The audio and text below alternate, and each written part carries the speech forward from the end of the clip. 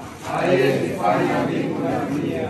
Bwana awe nanyi. Nawe pamoja nako. Tuombe. Bwana Mungu Mwenyezi, kwa amri yako nchi inatuzalia mahitaji yetu mwaka kwa mwaka, na kwa umande wa ulimwenguni unatukirimia chakula kingi.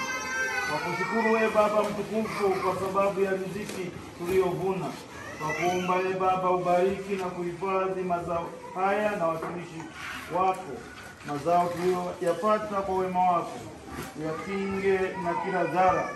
Umetuliza hamu ya vipawa vyako, basi utujalie kufurahia ulinzi wako na kutukuza huruma yako bila mwisho. Vipawa vya dunia tuvipatavyo tuvitumie vema, tusije tukapotewa na vipawa vya milele, kwa njia ya Kristo Bwana wetu. Amen. Sasa tunakuomba ubariki mazao haya, mavuno haya, na watumishi wako, kamwe wasitindikiwe chochote. Uwapatie afya ya roho na mwili, uwaepushe na magonjwa, uwapatie afya njema na kuwafikishia pale walipotoa, kwa Kristo Bwana wetu. Amen.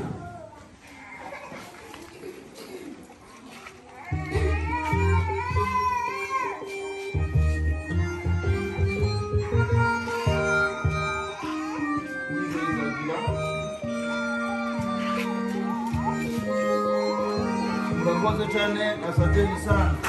Tuwachangie kwa makofi.